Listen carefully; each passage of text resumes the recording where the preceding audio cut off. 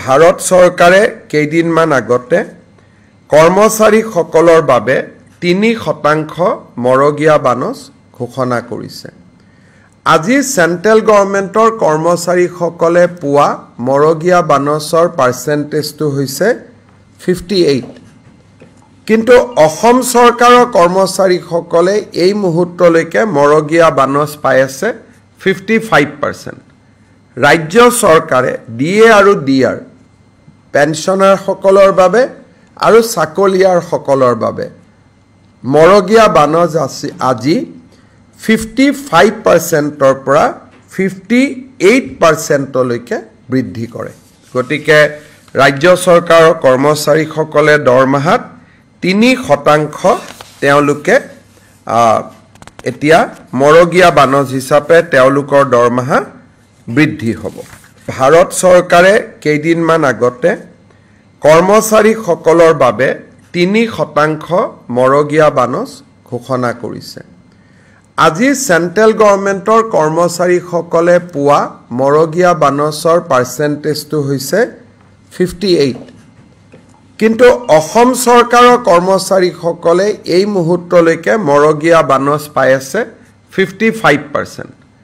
ৰাজ্য চৰকাৰে ডিএ আৰু ডিআৰ পেঞ্চনাৰসকলৰ বাবে আৰু চাকৰিয়াৰসকলৰ বাবে মৰগীয়া বানচ আজি 55%ৰ পৰা 58%লৈকে বৃদ্ধি কৰে। গতিকে ৰাজ্য চৰকাৰৰ কৰ্মচাৰীসকলে দৰমহাত 3% তেওঁলোকে এতিয়া মৰগীয়া বানচ হিচাপে তেওঁলোকৰ দৰমহা বৃদ্ধি হ'ব। ভাৰত চৰকাৰে কেইদিনমান আগতে কৰ্মচাৰীসকলৰ বাবে 3% মৰগীয়া বানচ ঘোষণা কৰিছে। আজি সেন্ট্ৰেল গভৰ্ণমেণ্টৰ কৰ্মচাৰীসকলে পোৱা মৰগীয়া বানচৰ পাৰ্চেন্টেজটো হৈছে 58। কিন্তু অসম চৰকাৰৰ কৰ্মচাৰীসকলে এই মুহূৰ্তলৈকে মৰগীয়া বানচ পাই আছে 55%।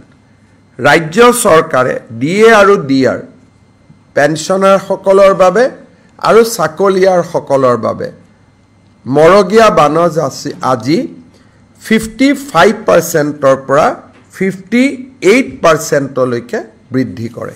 গতিকে ৰাজ্য চৰকাৰৰ কৰ্মচাৰীসকলে দৰমহাত 3% তেওঁলোকে এতিয়া মৰগীয়া বানচ হিচাপে তেওঁলোকৰ দৰমহা বৃদ্ধি হ'ব। ভাৰত চৰকাৰে কেইদিনমান আগতে কৰ্মচাৰীসকলৰ বাবে 3% মৰগীয়া বানচ ঘোষণা কৰিছে। আজি সেন্ট্ৰেল গভৰ্ণমেণ্টৰ কৰ্মচাৰীসকলে পোৱা মৰগীয়া বানচৰ পাৰ্চেন্টেজটো হৈছে 58।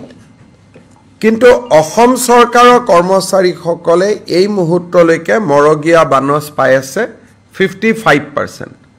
ৰাজ্য চৰকাৰে ডিএ আৰু ডিআৰ পেঞ্চনাৰসকলৰ বাবে আৰু চাকৰিয়াৰসকলৰ বাবে মৰগীয়া বানচ আজি 55%ৰ পৰা 58%লৈকে বৃদ্ধি কৰে। গতিকে ৰাজ্য চৰকাৰৰ কৰ্মচাৰীসকলে দৰমহাত 3% তেওঁলোকে এতিয়া মৰগীয়া বানচ হিচাপে তেওঁলোকৰ দৰমহা বৃদ্ধি হ'ব।